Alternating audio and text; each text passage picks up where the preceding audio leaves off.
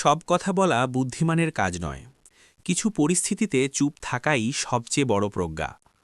জীবনের পথচলায় এমন অনেক পরিস্থিতি আসে যেখানে তর্ক করে জেতার চেয়ে নীরবে সরে আসাটাই নিজের জন্য ভালো সিদ্ধান্ত হয়ে দাঁড়ায়। কারণ সব সময় কথা বলে পরিস্থিতি ঠিক করা যায় না। কিছু জায়গায় নীরবতাই শান্তি ও সম্মান রক্ষা করে। অনেক সময় কিছু মানুষ ইচ্ছে করেই তর্ক বা ঝগড়ার পরিবেশ তৈরি করে। তাদের উদ্দেশ্য সত্য জানা নয়, বরং অন্যকে ছোট করা বা মানসিকভাবে আঘাত দেওয়া। এমন পরিস্থিতিতে নিজেকে প্রমাণ করতে গিয়ে জড়িয়ে পড়া মানসিক শান্তি নষ্ট করে। সেখানে চুপ থাকা নিজের মর্যাদা ধরে রাখার লক্ষণ। মানুষ যখন অতিরিক্ত রাগ বা আবেগের মধ্যে থাকে, তখন নেওয়া সিদ্ধান্ত বা বলা কথা অনেক সময় ভুল হয়ে যায়। আবেগের মুহূর্তে বলা একটি কথাই সম্পর্কের ভাঙনের কারণ হতে পারে। তাই নিজেকে শান্ত করতে সাময়িক নীরবতা অনেক সময় সম্পর্ককে রক্ষা করে। কিছু মানুষ থাকে যারা শুনতে বা বুঝতে চায় না, শুধু নিজের কথাই প্রতিষ্ঠা করতে চায়। সেখানে যুক্তি দিয়ে বোঝানোর চেষ্টা প্রায়ই ব্যর্থ হয়। এমন পরিস্থিতিতে নিজের শক্তি নষ্ট না করে সরে আসাটাই বুদ্ধিমানের কাজ। কিছু সম্পর্ক এমন হয়ে যায় যেখানে বারবার চেষ্টা করেও ইতিবাচক পরিবর্তন আনা যায় না।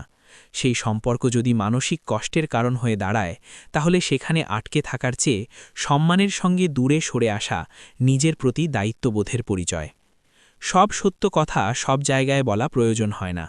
কখনো কখনো সত্য কথা কারো মনে গভীর আঘাত দিতে পারে এবং পরিস্থিতিকে আরও খারাপ করে তুলতে পারে। যদি কোনো কথা পরিস্থিতির উন্নতি না করে, বরং ক্ষতি বাড়ায়, তবে নীরব থাকাই মানবিকতার পরিচয়। অনেক সময় মানুষ নিজের ইগো বা অহংকারের কারণে তর্কে জড়িয়ে পড়ে, কিন্তু সব সময় নিজেকে সঠিক প্রমাণ করার চেয়ে সম্পর্ক এবং শান্তি বজায় রাখা বেশি গুরুত্বপূর্ণ। নিজের অহংকে নিয়ন্ত্রণ করতে পারা মানুষকে পরিণত করে তোলে। নেতিবাচক পরিবেশ, যেখানে শুধু সমালোচনা, দোষারোপ এবং হতাশার কথা চলে, সেখান থেকে নিজেকে দূরে রাখা মানসিক স্বাস্থ্যের জন্য খুব জরুরি। কারণ পরিবেশ মানুষের চিন্তা ও মানসিকতার ওপর গভীর প্রভাব ফেলে। যখন কেউ বারবার আপনার ব্যক্তিগত সীমা লঙ্ঘন করে, তখন তর্ক করে পরিস্থিতি ঠিক করার চেয়ে সেখান থেকে সরে আসা আত্মসম্মান রক্ষার অন্যতম উপায়। নিজের সীমারেখা বজায় রাখা আত্মসম্মানের অংশ।